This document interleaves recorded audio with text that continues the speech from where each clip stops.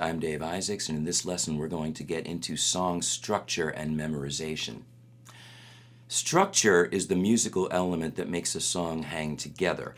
It's essentially the musical grammar that we use to make a song sound right. And your sense of musical structure is informed by every song you've ever heard. It's no different than sentence structure or grammatical structure in writing or speech, in the sense that there are norms and things that you are used to, and the closer to the norm we are, the easier it is to understand what you're hearing. Keep in mind that learning a song is not like memorizing an essay that you're going to get up and read in front of your 7th grade class. It's not like you start at chord number 1 and end at chord number 274. There are going to be patterns, maybe 2 chords, maybe 4 chords, maybe longer. There's a variety of ways that this works. But you can be sure that there is some kind of pattern that defines each section of the song. Songs generally have sections. It's easy to imagine, say, a verse and a chorus in a song that has vocals. Generally, the verse tells the story, and the chorus is where your hook is and where the repeated lyric is. That's easy enough to understand. Songs can also have an intro or an outro, an instrumental interlude, a bridge. There's a whole variety of terms that we use. I would say that the most basic elements of a song structure would be intro, verse, chorus. General pop song convention would then dictate that next comes another verse, another chorus, maybe a bridge, maybe an instrumental, maybe another chorus, maybe another verse. We don't know.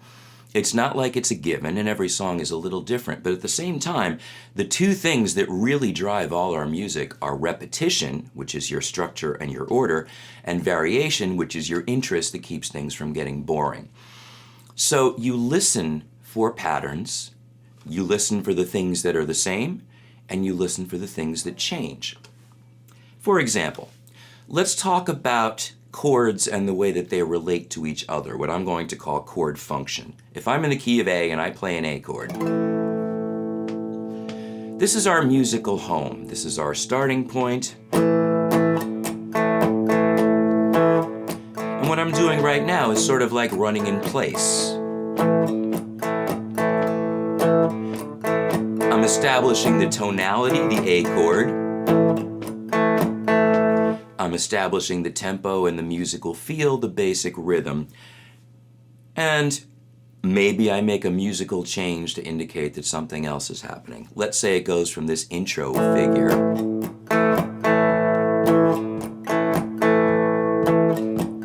And we have a little... That's punctuation. 2, 3, 4, 3, 2, 3, 4, 4, 2, 3, 4.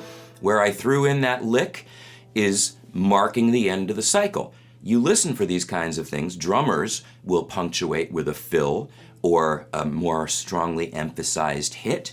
Guitarists can do the same kind of thing. Maybe it's a lick, maybe you just hit the chord a little higher, a little harder, but something to signal we're at the end of the cycle. And when you listen to songs, you will start hearing those cycles over and over again.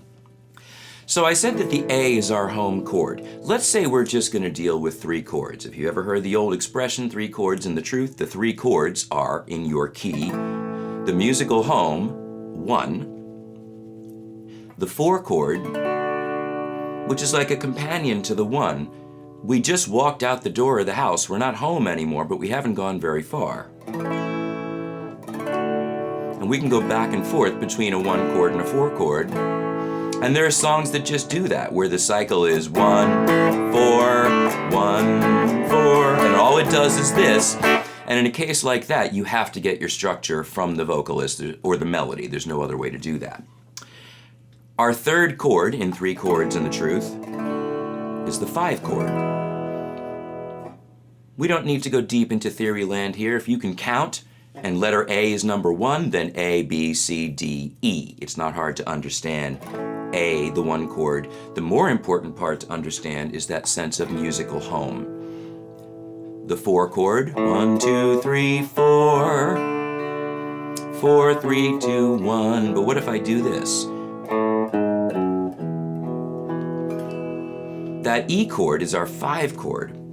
And very, very, very often, and this is not an absolute, but very, very often, especially in sort of more traditionally rooted styles, folk, blues, country, early rock and roll, or things that relate to it, if we're just using the 1, the 4, and the 5, and even if we're using other chords, those other chords might just serve as substitutes for a 1, a 4, or a 5.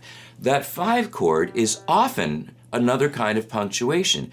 Essentially, if this is my starting point, and then I go here, that's like a musical comma. You've heard enough A at this point that you know where we're starting,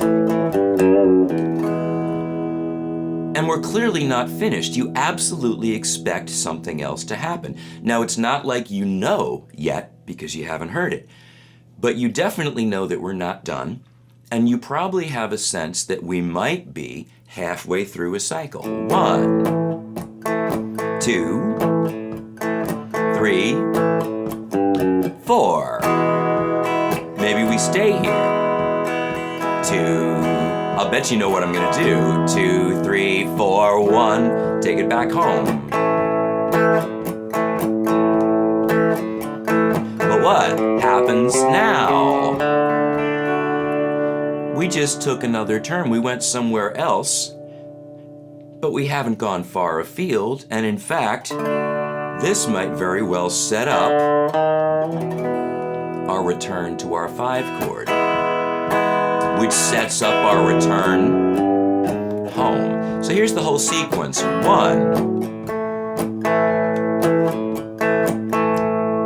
5.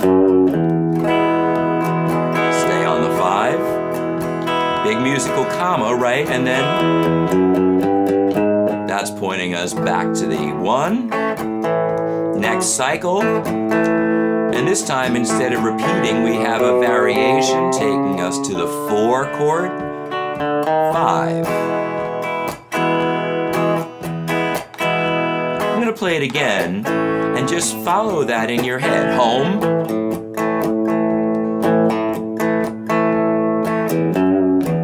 Resting place, comma. Now we're hanging out in the new place we went, and then we walk back to where we were. Now we hang out, new cycle. But then,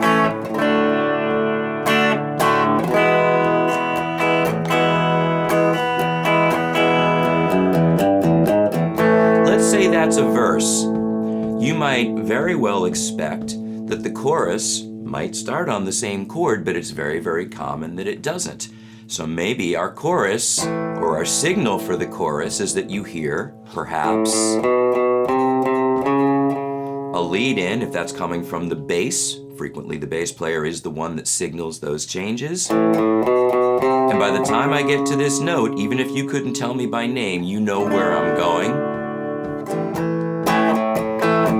So let's say this is our chorus. You can hear that it's not starting on the 1, it's starting on our related 4 chord, goes home, musical comma, 4, 1, 5, ooh, left turn. But you know what? You knew that might happen.